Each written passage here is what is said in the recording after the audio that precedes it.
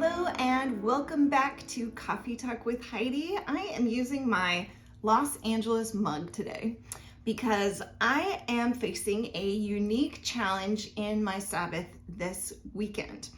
Because this Sabbath we will be traveling. We are going down to the Los Angeles area to visit family down there for our kids' spring break. And so the challenge that I have to face preparing for my next Sabbath is, how do I celebrate Sabbath while I'm traveling? And so the question I keep in mind is always, how do I celebrate the spirit of the law or of the day that God has given us in Sabbath without being worried too much about the particulars? How do I keep the spirit of the Sabbath in my heart, even if I might be doing things like eating out, driving, and traveling and making other people work and all of those things that we have talked about last week, that Sabbath means free from work and trying not to make work for others. But sometimes we have to look at what is the ideal versus what is the practical. What is actually possible for me this week that I may have to deviate from my ideal of not working or making work for anyone else. And Mark chapter 2 talks about this. As I flip over to that, it tells about a time when Jesus was walking along with his disciples, and they were walking along traveling. Who knows how far they were traveling, but as they walked along on the road, the disciples were plucking heads of grain. And it talks about this in Mark 2 verse 23. And so one Sabbath, Jesus was going through the grain fields with his disciples, and as they made their way, his disciples began to pluck the heads of grain. And the Pharisees were saying to him, "Look, what are they doing? This is not lawful on the Sabbath. You are harvesting, which is work."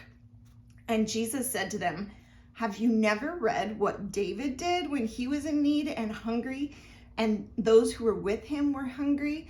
They were also traveling." And so they went into the temple and met the priest, and the priest gave them the showbread because they had this extra bread, and normally it was not for common people to eat, like David and his followers, but they ate it, and God did not hold that against them. And so Jesus reminds them of this time when David entered the house of God and ate the bread of the presence, which is not lawful for any but the priest to eat, and he gave it to those who were with him. And Jesus said, "The Sabbath was made for man, and not man for the Sabbath. For the Son of Man is Lord even of the Sabbath." What Jesus is saying here is sometimes there are practical considerations that outweigh the ideals that are put up in the idea of Sabbath. And so as I'm traveling, I will do things like contact the people that I'll be with and say, "We're trying to celebrate Sabbath, so how can we help you prepare once we get into town so that you can rest on this day?" But we'll also be gathering with friends and family that day, because that is on the weekends one of the only times that we can connect with them. And so it may not be exactly the day of rest that it would be if I was celebrating Sabbath at home, but it will be a day of great connection with others. It will be a day of worship as we are going to visit a friend's church there.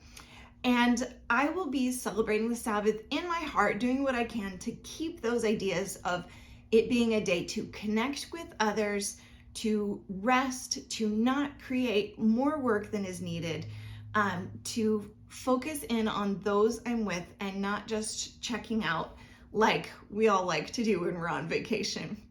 So think about those things as you get ready for your weekend. What are the unique challenges that you might face in your Sabbath? And what do you think that God would say to you to bring you life, even if you can't celebrate Sabbath as your ideal? And don't forget to think about, who might God want you to connect with this week? Maybe someone in your own family, or maybe an outsider that you could bring in, as we talked about in Tuesday's video. So thank you so much for being here today. I hope you have an awesome Sabbath this weekend, and I look forward to hearing how it went for you. Go enjoy your coffee, go enjoy your day, and I can't wait to have the Sabbath experience with you again this weekend.